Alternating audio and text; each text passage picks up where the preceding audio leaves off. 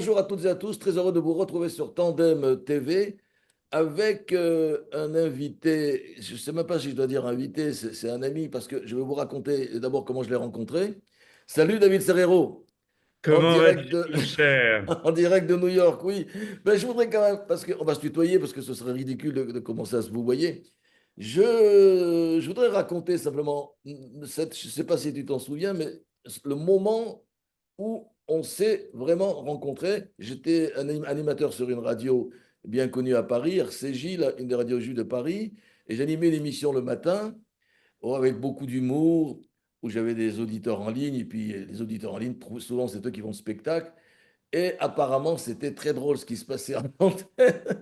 Et, tout d'un coup, je t'ai vu débouler dans le studio parce que tu me dis, voilà, c'était tellement drôle que je me suis dit, il faut que j'aille le voir en direct.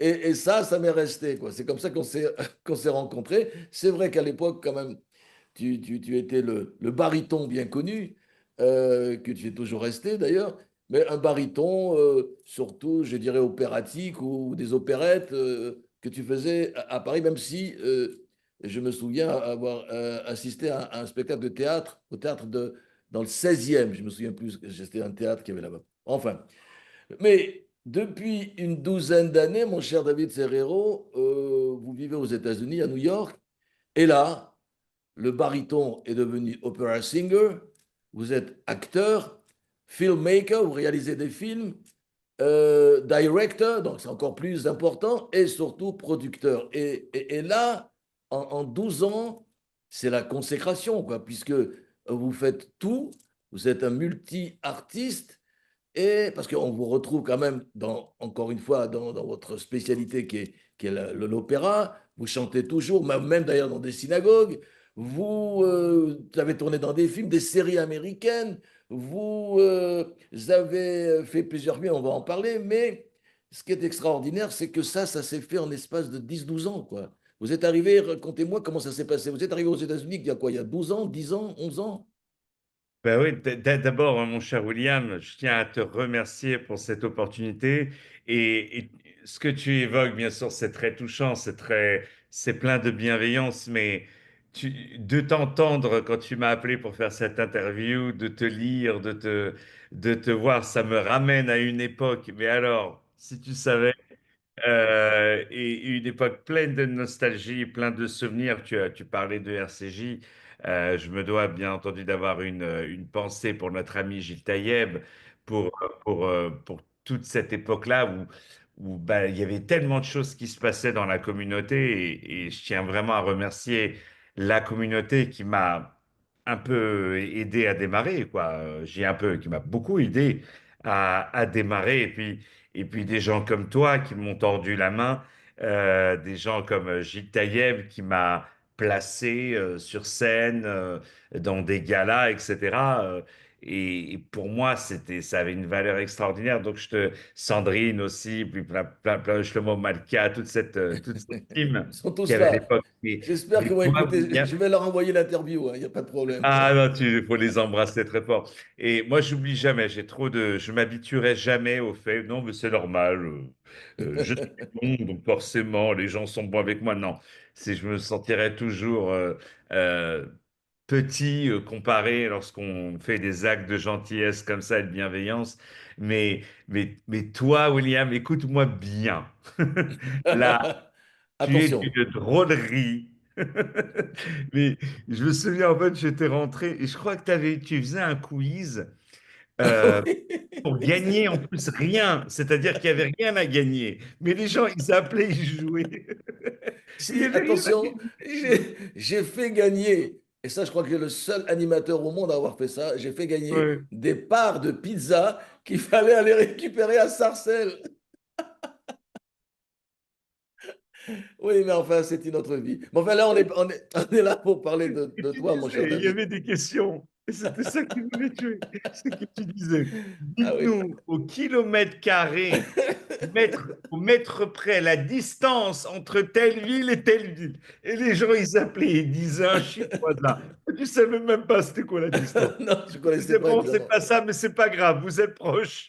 De show, c'était le show qui m'intéressait absolument, c'est vrai. Mais enfin, là, on va parler de toi. Oh là Alors, là là comment tu es là. arrivé à New York? C'est ça qui est Ouais, bah, si tu veux, j'étais moi en fait j'ai démarré vraiment ma carrière aux États-Unis parce que je suis Oui, arrivé aux États-Unis tout la jeune. première fois, j'avais 16 ans, tu vois. Oui, Et après j'ai commencé à jouer dans les bars. Je faisais pas du tout d'opéra à l'époque, hein. non. Et après je suis revenu aux États-Unis pour m'installer définitivement un mois après le 11 septembre, tu vois, donc Ok, vraiment en fin 2001. Et j'arrive là-bas et puis j'ai découvert vraiment l'opéra là-bas. J'ai redécouvert le théâtre classique que j'avais un petit peu appris comme ça à l'époque. Mais en fait, il y avait à cette époque en France, j'aime pas dire le mot snobisme, mais on disait oh, vous voulez faire vous de l'opéra, mais vous venez d'où? Mais qui êtes-vous? Tu vois. Il y avait ce côté quand tu oui, étais oui, un petit peu basané comme moi, oui, quand tu avais oui. les cheveux noirs, etc., qui était un petit peu non, non, l'opéra, c'est pas C'est pour pour nous. Pavarotti, c'est pour Pavarotti seulement. Ouais. Et en fait, aux États-Unis, il y avait ce côté, tu vois, bras ouverts qui Oui, était vis-à-vis de si tu veux apprendre l'opéra, mais bien sûr, tu es le bienvenu, tout le monde est bienvenu. Donc ça, ce qui m'a plu, et je suis allé dans le classique comme ça. Après, il y a eu la Russie pendant 2 ans, qui a été très très formateur, très dur, mais très très formateur. Et puis après, voilà, il y a eu carrière en France, et puis en même temps, toujours un petit peu vers les États-Unis. Mais ouais, quand je reviens aux États-Unis en 2014, je me dis, je reprends tout à zéro. J'y allais complètement bouleversé parce que, bon, c'est un peu compliqué, mais je m'étais fait escroquer par mon ex-meilleur ami d'enfance qui m'avait volé tout ce que j'avais. Donc, j'arrive aux États-Unis, j'ai, je crois, 600 euros en espèces sur moi et rien d'autre. Tu vois? Donc, c'est une success story, quoi. Carrément, on est dans la success ah, story. mais non, mais c'était ça, parce que, et encore, dans la journée, j'ouvre une ligne de portable, l'électricité, enfin, je sais, tu vois, il Ouais, restait 100 balles peut-être. Et donc, t'as pas le choix que de réussir. Et donc, je fais tous les castings, j'envoie sur tous les castings. Et ça, si tu veux, c'était aussi pas un petit peu dur, mais j'étais déjà en France, tu vois, déjà quelqu'un. J'étais déjà oui, oui, dans toutes les télés, je produisais déjà des gros spectacles. Je faisais déjà tout ça. Et donc, je suis revenu, le jeune artiste qui fait la queue à 8 heures du matin pour peut-être à 16 heures pouvoir avoir 10 secondes dans la pièce. Mais oui, ça me permettait, dans la pièce avec les directeurs de casting, mais c'est ça. ça m'a permis d'abord, ça m'a appris vraiment l'humilité. Ça m'a appris que demain, tu peux tout perdre et repartir à zéro. D'ailleurs, c'est ce que j'ai eu. Et puis je me suis reconstruit comme ça. Et puis voilà, en 7 ans, j'ai tout reconstruit en 100 fois plus gros. Et en plus, j'ai réussi à créer un petit peu ma marque de fabrique ici, parce que la culture juive ici, pas, vu qu'on est sur un média un peu fudge, tu vois, je ne veux pas en parler, mais Tout à fait, même. la, la- Complètement. ah, la culture juive ici, elle fait partie de la culture américaine. C'est-à-dire Oui, c'est on vrai. n'a pas l'impression, par exemple en France, tu parlais de baryton de sa communauté, mais je me souviens, les gens ils disaient, mais oui, mais attention, faut pas devenir le baryton communautaire comme c'est quelque chose de mal à ça. Moi, j'adorais ça, au contraire. Tu me disais de chanter dès que tu faisais de l'humour fudge, par exemple, l'humour un peu à la sauce fudge, on disait, attention, c'est trop communautaire. Vous voyez, Oui, c'est-à-dire qu'aux États-Unis, non, ça fait partie de la culture. Je veux dire, il y a des spectacles de black qui se jouent dans des synagogues. Ici, absolument. Oui, oui, absolument. Mais c'est sûr. vraiment, ici, tout le monde est sous le drapeau américain. Donc, si tu veux, le fait d'avoir amené ma culture fudge, mais en même temps, j'ai été élevé pas du tout dans la culture. J'étais élevé dans des écoles où il y avait que moi et peut-être 3 personnes qui étaient fudge, tu vois. Donc, j'ai grandi, tu vois, dans cette culture pas du tout fudge, mais en même temps, après, complètement dans ça. Et donc voilà, c'est ça qui a fait ça. Et puis après, j'étais peut-être le producteur le plus prolifique de Off-Broadway à New York, c'est-à-dire des salles autour de 400 places. à New York et puis le Covid est arrivé. Et puis pendant le Covid, ben, je suis avec Amazon et ils veulent voir mes spectacles que j'ai faits parce que les gens les demandent, parce qu'il n'y a pas de spectacle, donc ils veulent les voir. Et de là, ils me disent, ben, on aime beaucoup votre style, on serait ravis de vous suivre pour des films. Et il serait temps que vous alliez vers les films. Donc j'avais déjà joué, moi, en tant qu'acteur, je sais pas, peut-être près d'une centaine de films, quoi. Même des Et séries, j'ai vu dans des séries, dans des films, séries, dans des pubs aussi. des pubs. J'ai tout fait, hein. Vraiment, j'ai jamais dit. Et même à ce jour, je fais et je réfléchirai Ok. quand je serai dans ma tombe. J'ai jamais fait de plan de carrière. Je vais là où on veut bien de moi. Oui. Toujours, ça a toujours été ça. Et ça va toujours porter chance. Et donc, et de là, voilà, les films ont cartonné. C'est vrai que j'ai eu, dans le Covid, bon, j'ai failli mourir du Covid, ça c'était encore autre chose. Et puis après, il y a eu cette chose où j'ai eu le temps vraiment d'apprendre à devenir un filmmaker, comme tu dis, de réaliser, de produire des films. Mais j'avais également ce training, si tu veux, du spectacle, de l'artiste de scène qui m'avait appris à comment tenir un public pendant 1 heure sur scène, de comment aussi de savoir écouter les critiques, de savoir prendre. Donc, si vous voulez, il y avait ce paradoxe entre bah, la fraîcheur, le gars qui arrive, la nouveauté, mais également avec les manières et la sagesse de quelqu'un qui a, à l'époque, quand j'ai démarré, 20 ans de métier déjà. Donc, Oui, ça aide quand même, ça aide. Ouais. voilà, donc ça allait très vite. Dès que mon premier film sur Elita Hari, un designer justement israélien qui vient d'Iran, qui est une grande star ici, j'ai fait son premier film. Ça aussi, j'ai eu le courage. Comment ça s'est passé justement? Parlons de son premier film, de cette rencontre avec Elie Tahari.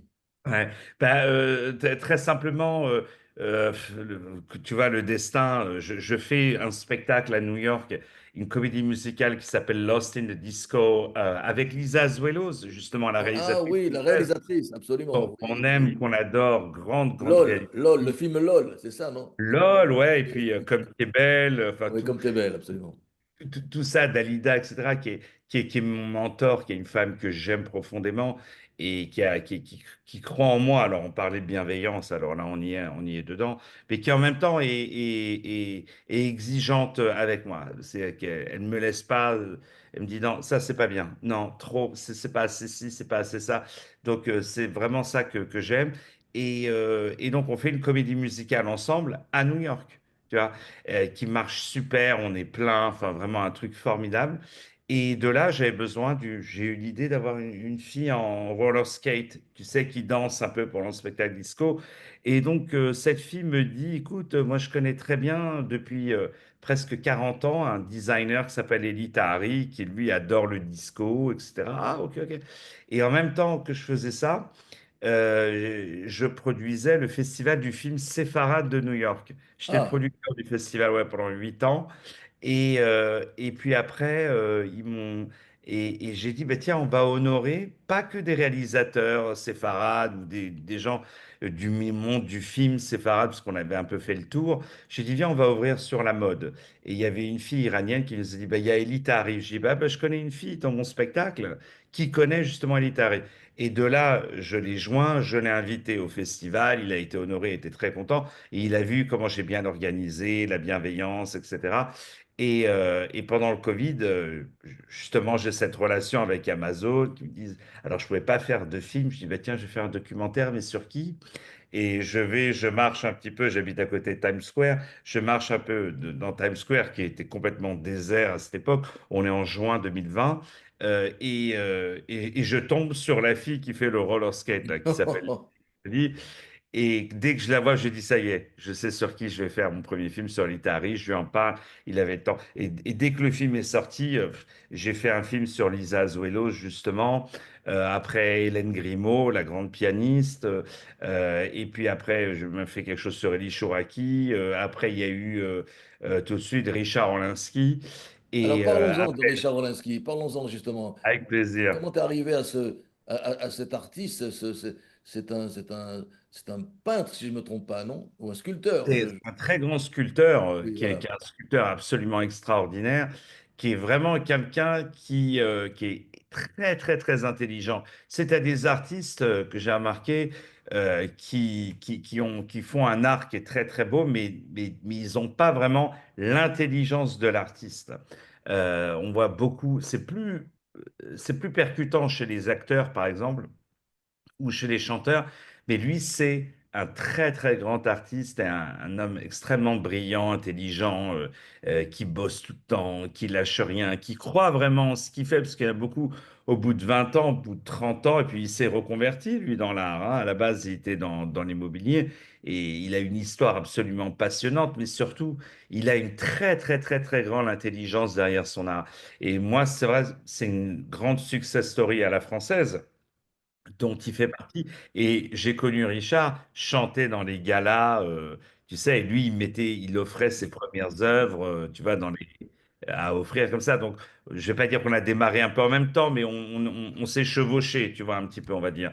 Mais lui, il a une réussite 100 fois plus grande que moi en France, hein, Alors, grande, non, vraiment mais ce qui est très, très grande. extraordinaire, c'est que, excuse-moi, on parle d'artistes, on parle de Orlensky, on parle de Lisa Azuelos, on parle d'Elita Hari, et puis tout d'un coup, tu nous proposes un film sur un escroc, l'escroc de Californie qui s'appelle Rocancourt. Mais pourquoi? Qu'est-ce qui s'est passé? Alors en fait, Pourquoi moi, lui?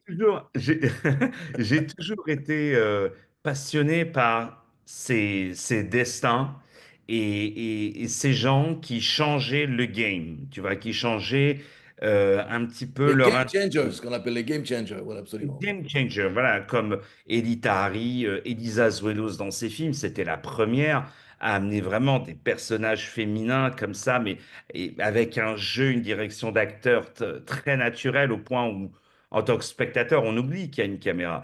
Oui, mais lui, c'est un voyou, le Rocancourt en question. Rocancourt, ouais, ouais, ouais, complètement. Mais alors, Rocancourt, en fait, c'était très spécial. Donc, c'est un Français.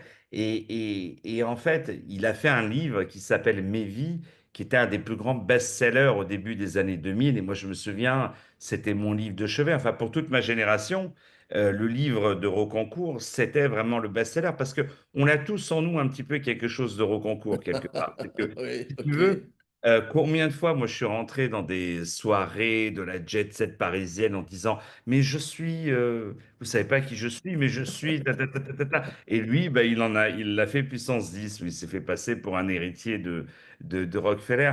Et je trouvais que, bah, enfin, c'était quelque chose, quoi. Le film Rocancourt, même quand j'étais acteur ici, étudiant à New York en 2002, 2003, je me souviens avec tous mes amis français, mais waouh, Rocancourt, mais c'est le rêve à faire en tant que film.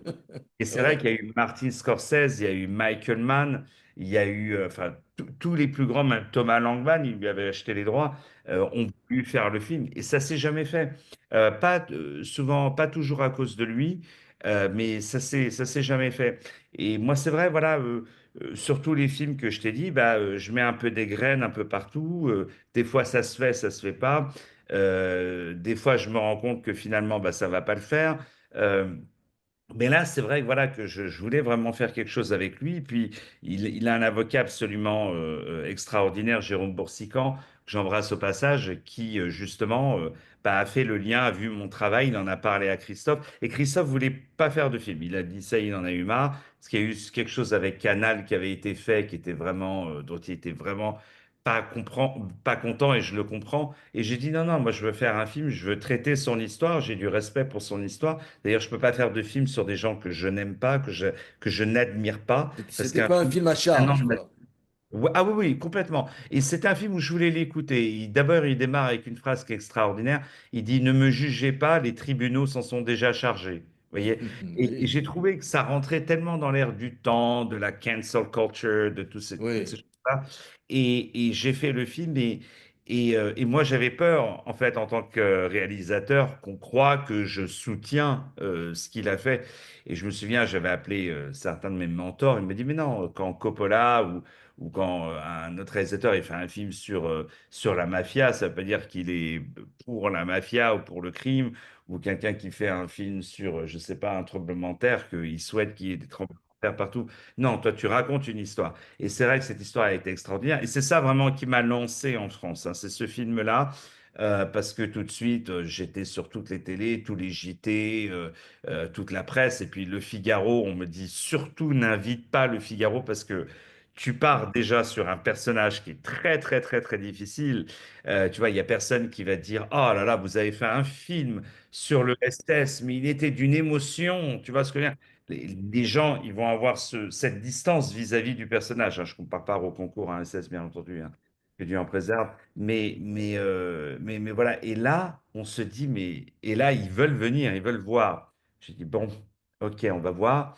Et le lendemain, on s'est dit, tiens, s'il y a trois lignes à la première, donc ils le voient avant pour que ça sorte, la critique elle apparaisse le jour J de la sortie le 3 avril.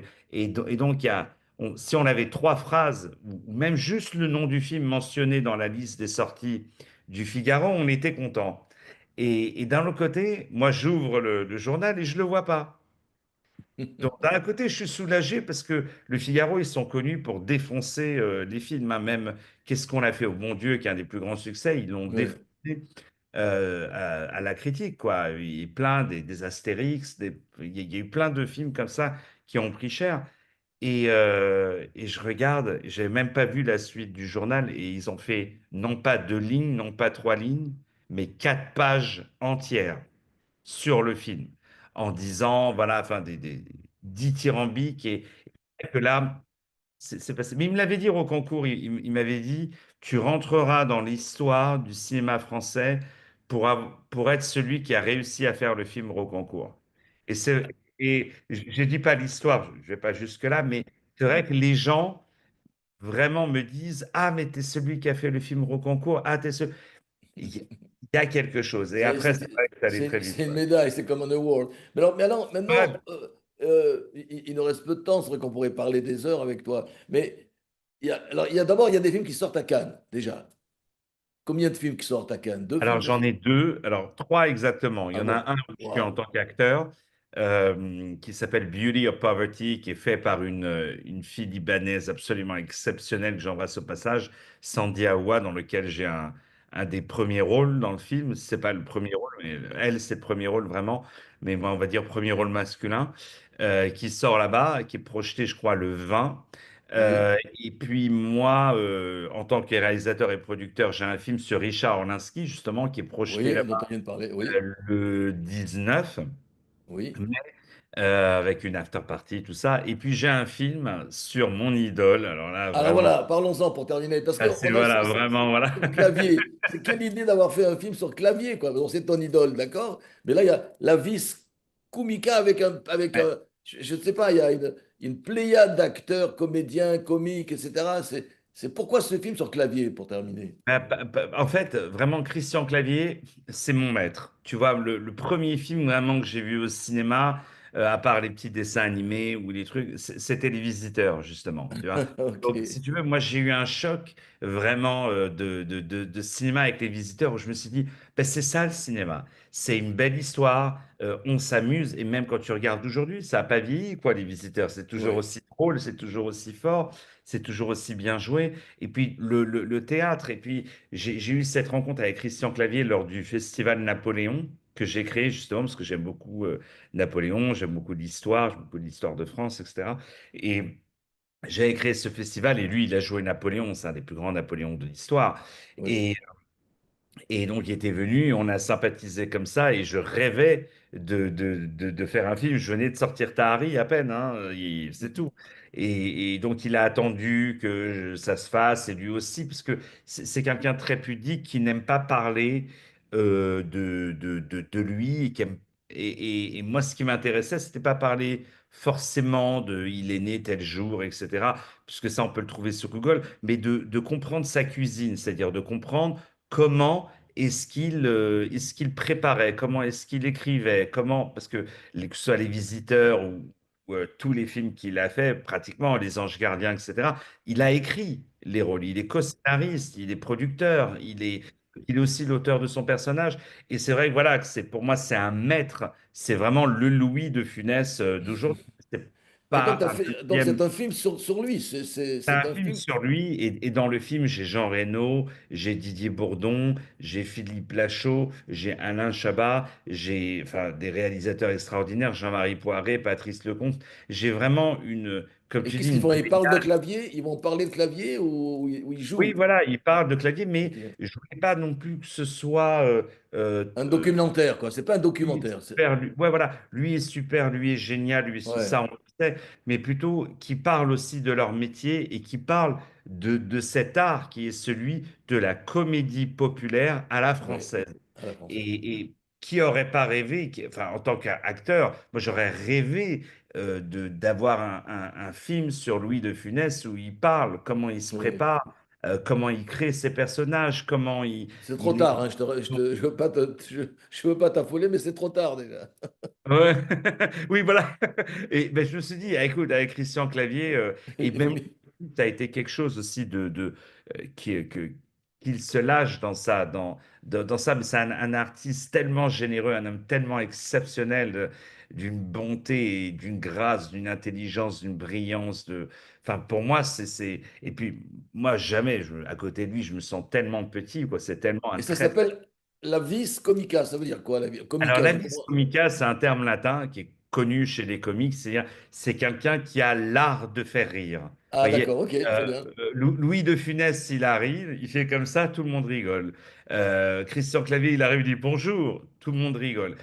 Jamel Debbouze a ça, Depardieu, il a ça aussi. Enfin, Michel Boujna, enfin, tous les plus grands artistes comiques, ils ont la vis comica. Vraiment, c'est ça. Alors, donc, La il va sortir à Cannes, donc très bientôt. Quel jour? Lui, c'est le 18.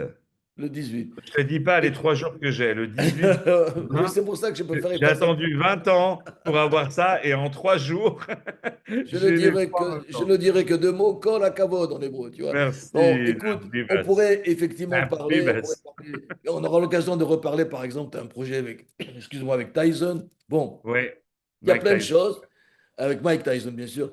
En tous les cas, moi aussi, par cette interview, j'ai voulu connaître le parcours de l'autre David Serrero, pas celui que j'avais rencontré dans le studio d'RCJ, mais ce baryton, parce qu'en plus j'adore ta voix. Mon père Merci. était baryton. Ah, c'est Donc, pas ça. voilà, donc de ce baryton d'opéra qui tout d'un coup est venu. Enfin, c'est un success story à l'américaine. Bravo. Merci, Merci, William. merci d'être intervenu dans cette émission. Merci d'avoir donné ce témoignage euh, et de nous avoir raconté cette consécration sur Tandem TV. Évidemment, on reste en contact parce que grâce à Tandem TV, je t'ai retrouvé et c'est sympa aussi. Et puis donc voilà, si vous voulez écouter cette émission, vous allez pouvoir l'écouter sur YouTube. Et puis aussi, abonnez-vous sur Tandem TV, parce qu'il y a plein de choses à regarder, à voir. David Serrero, merci mille fois. Et Merci. Je peux te dire quelque chose? Je oui, peux on te peut dire se quelque dire, chose? oui, bien sûr, tu Je, peux, évidemment que Je, tu peux. je t'aime, et merci pour tout ce que tu as fait pour moi, parce que depuis allez, Si 20 ans, peu. tu m'as reçu à chaque fois, et même des fois quand tu ne pouvais pas me recevoir et que j'avais un concert, tu disais un petit mot à l'antenne comme ça. Jamais, jamais je n'oublierai, et je serai toujours, toujours à ta disposition. Et j'embrasse très, très fort aussi toute l'équipe de Tandem TV qui font un boulot extraordinaire, et toute la communauté francophone, Feuge à travers le monde, et pas que Feuge d'ailleurs, et puis tout le monde. Voilà, mille merci vraiment pour l'opportunité. Merci à toi David Serrero, et à une prochaine fois. Avec Salut, plaisir. ciao.